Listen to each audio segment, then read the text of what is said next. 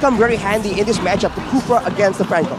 So let's see what the emblems they both have opted for, ladies and gentlemen, as we enter the second game of this series. Aura Fire once again going against Rebellion Zion. And it looks like, despite how much CC that Aura Fire have picked up, Beatrix still goes for the Flicker. Wow. I mean, you have to go for the Flicker. There's no way you go for Purify. It's just not within Beatrix to go for that Purify. On the other hand, for Aura Fire, only one Purify, that's a bit of a bold move, but look at that, very early on. Oh, first blood. Petrify, Iron Hook, and an easy kill for Rebellion Zion. But Van is really looking for some sort of punish here. Good knock-up though from Renbu. Retribution used up by Van, but he hasn't picked up the purple buff just yet. Whoa, that's a Master Assassin for the Grok. Wow, he's going aggro right there. Gonna make sure he gets more solo plays technically, but look at the ruptures on the side of Rebellion. They want to try and get that early game damage, and for Aura, it's all about that movement speed, man. Can they catch up to highs in the later stage of the game? That is one of the big factors right here. And with the Quantum Charge, there's going to be a bit more movement speed, a bit more playmaking potential in the hands of highs on the Beatrix, but like we already mentioned, it's a tall order. There's also a yearning for control of this early game, even looking at the emblems and the talents that they've opted for. Aura Fire, they're looking to create the tempo, very different to what we saw in game number 1. Van already rotating towards this bottom side against Vincent. Whoa! Gotta be careful. Van picks it up, Quad Shadow. And now Vincent is behind. We've seen him ahead all around in game number 1. Now that he's behind up against Van, who is still, even though was behind in game number 1, was able to win in a lot of those retries.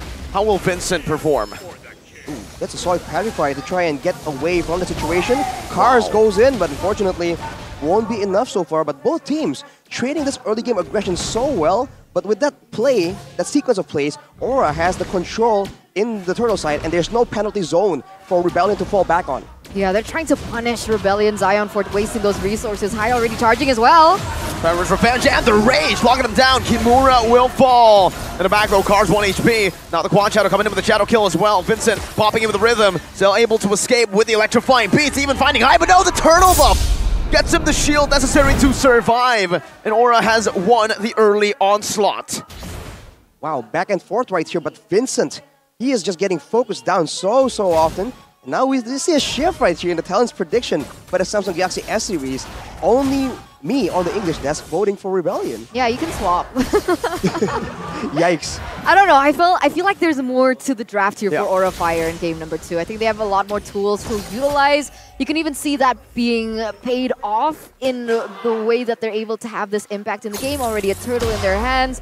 Rebellion Zion, it's a lot more tricky, I would say. It really relies on Audi TZ. Oh my god, facehugger! Bloody Hunt able to lock him down, but in the front as well. High will fall. Van, oh! Fade away, basic attack from that Nibiru. Vincent's looking to chase him down, looking to go under the turret, but that's a bit too risky. He knows the risk, he doesn't want to take it. Renbu for High though. I think that's a bit worth it. Oh, Audi now looking for the Iron Hook, could be a MI out. Yeah, I think it's still value for Aura, that trade. I mean, the whole sequence of plays happens when no neutral objective is available as well.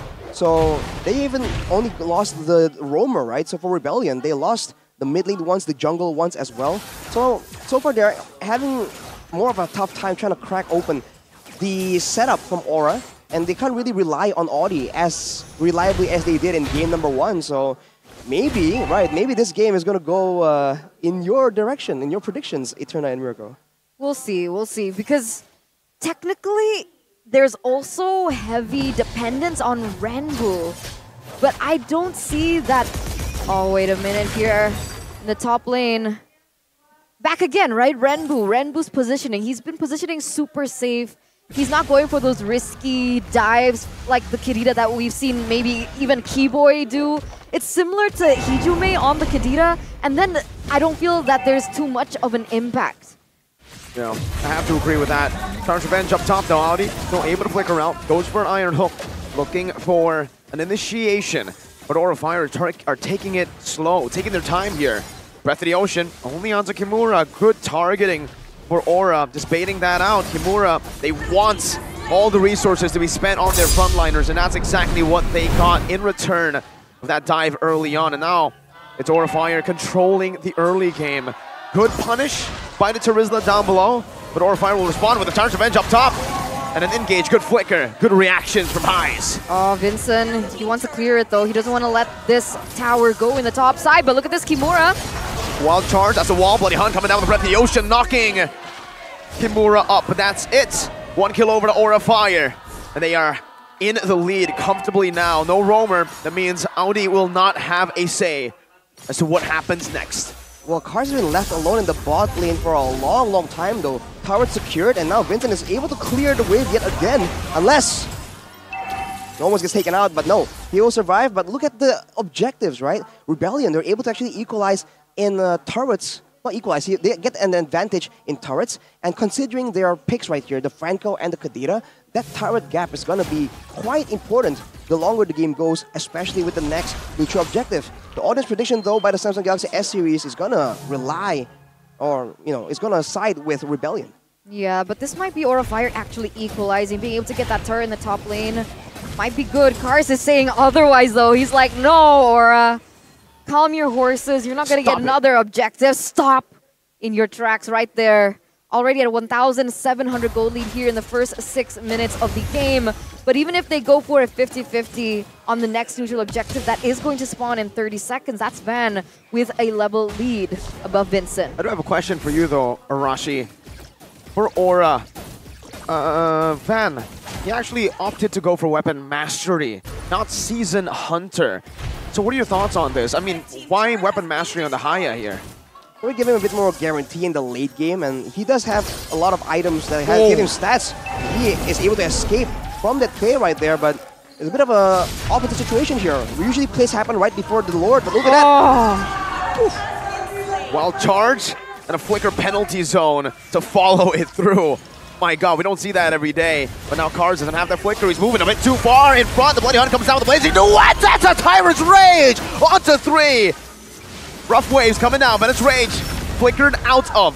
Van now still full HP, has all his resources up, and Rebellion knows it. They know the threat of this Hayabusa. Van just in the mid lane, he's taking it slow, doesn't even want to go for the turtle. Why rush it? We can get the free first tier turret in the mid lane. That's a 1-for-2 trade, man. It's a 1-for-1 in terms of kills, but Aura Fire pick up a turret in that mid side. They're going to convert on to the next neutral objective, and this is what we were looking for from Aura Fire in game number 1. Yes, you're able to get the kills, but how in the world do you translate it over to have a little bit more anchor in the game, in your lead? And this is how they're doing it. They're collapsing. Finally, we get to see this side of Aura Fire. I feel like Aura Fire, they're doing really well playing around Van finally, but for Rebellion, they need to try and make plays happen when the objectives are not up and they are not forced to try and move into where Aura Fire wants them to be like now. Oh, Wild Charge cancels it out though. Perfect sync from Kimura as well. High knocks Audi up. Now Renbu the back with Petrify. And the rough waves. High's got him down. Blazing Duet coming down though. And is going to be able to lock him out. Now the Shadow Kill in the back. Dealing a lot of damage. He doesn't even use it just yet. It's still just the Quad Shadows. Kabuki melts the frontliners away. Vincent now with the rhythm. Oh, he dashes a bit too far. Beautiful BMI. But it's still worth it for Rebellion Zion. It's a 3-for-2. Nope. The equalizer. Van. Wow, man. Van is just on fire right now. Pun fully intended.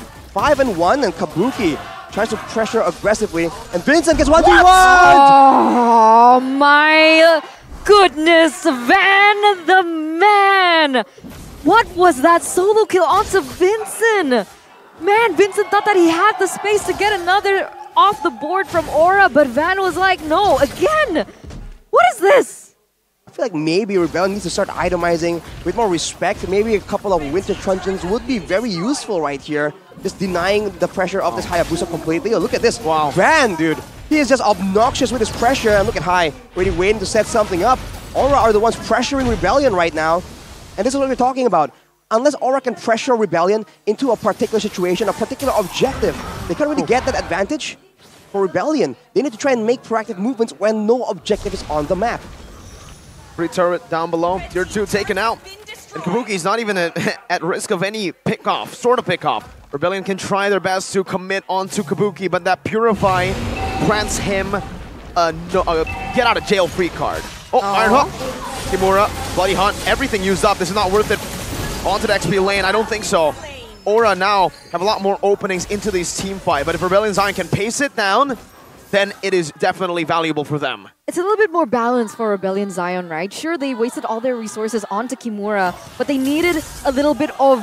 They needed something, right? With Van, level 14, Vincent only 13. Oh! Like that, there you go! That's definitely value. They pull in high, but with no Bloody Hunt, with 2 ultimates down, 3, they can't force the issue. And Kimura's back up. That's why I said earlier, that trade, 3 ultimates for 1 wild charge, technically. Now, oh my god, Shadow kill. Quad Shadow back. Oh, Renbu with rough waves. Petrify as well. Van able to survive. Van! But it's going to be traded down. Highs with the shutdown. Now as the Blazing Duet comes around. Onto the back with a knock-up from Hyde. Now the Bloody Hunt stolen and locked down onto Cars. Kabuki takes him out. And it's a 4-4-1 for the Dragons. 4-4-1 for the Dragons, but without Van, they're unable to commit onto the Lord. It was a magnificent engage of symphonies and resources by Aura Fire, but they were only able to level it out. Vincent still standing strong, trying to get the wave control there in the mid side. They want to get their own buff as well. Will Kimura get it? Oh no, he won't. Vincent's going to be able to get that purple buff still, but that's, again, back to 0 between both of these teams in the term of the Lord Dance. I mean, that's very intense because Highest was able to get the shutdown onto Van, which is massive. But afterwards, they need to stop crowding like this. They got caught in the Blazing Duet Wild Charge combo, and Cars is just nowhere available to try and stave off the aggression. OnicEsports though goes for another pick off. But it's Rage again. Kimura getting picked off on the croc by Franco again. How many times has this happened in this game? I mean, it's Audie's fault. He's landing these insane iron hooks out of nowhere. And look at the wave control though. Another iron hook. It's always the same. It's on to Kimura, and then, oh, penalty zone. Flicker, actually. Kabuki was able to dodge away from it. Face hugger, though, in the back. Gets melted down. Petrify on the back, Van. Still able to escape with the quad channel. Renner's apathy. Charged in. Kabuki.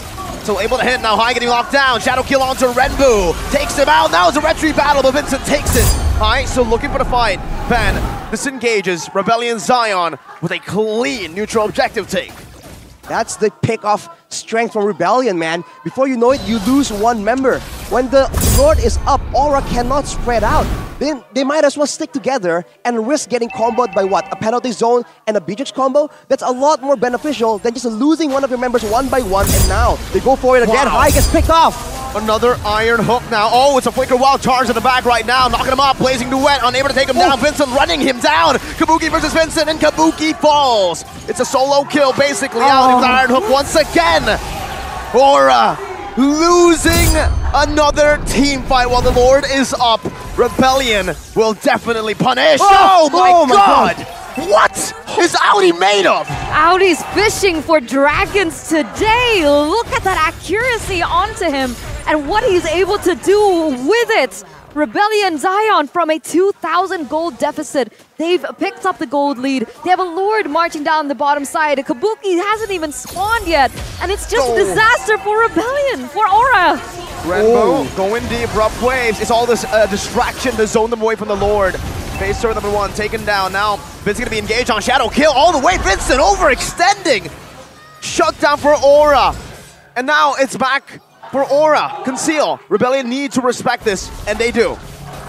Yeah, Aura definitely wants to try and extend that fight even more, knowing that Vincent is no longer in the vicinity. But man, for Aura, now you're seeing that the limits of the Hayabusa, Winter Truncheons, Wind of Natures available on the side of Rebellion that just swings the tides in their favor. Along with that, of course, the Iron Hooks from OnicEsports is just insane, and Aura needs to try and find a way to circumvent that for sure. With 2 base turrets down, now there's going to be pressure in two of the lanes. One can be managed by Rebellion, and they have the chance to pull apart Aura from each other and deny them the chance to go for those big combos. This is where Aura needs to find a huge moment to turn this around. It's going to be with the next Lord for sure. Yeah, they definitely need to as well. The fact that if they do split off, Rebellion Zion are usually 1 or 2 steps ahead. Getting the right hooks at the right time, OnicEsports especially.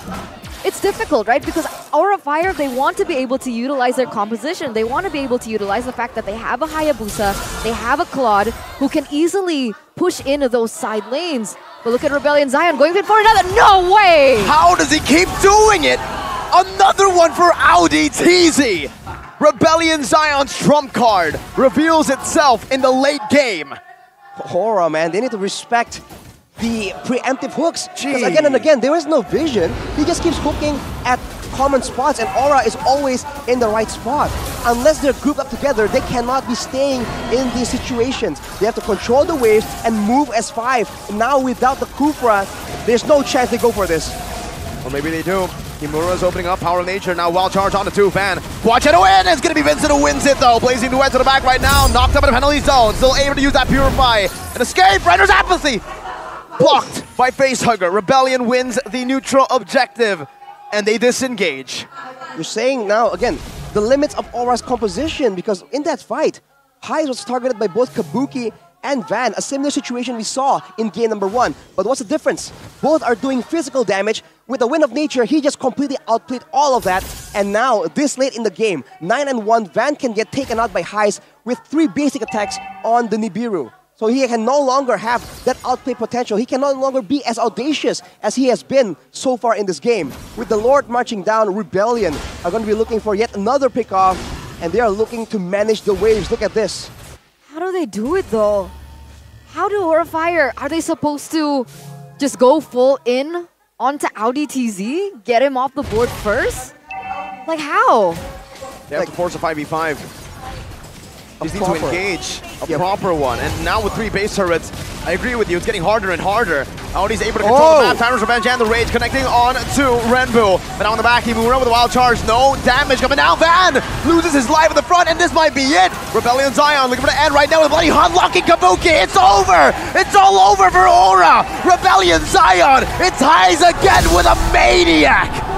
And it's a 2-0 clean sweep. Wow, man. When you thought that the Rebellion was done, that they have been cracked open, no, they turn it around with a solid draft as well. Man. Highs, Audi. Bro. Highs, Audi. Just all of them. Cars even.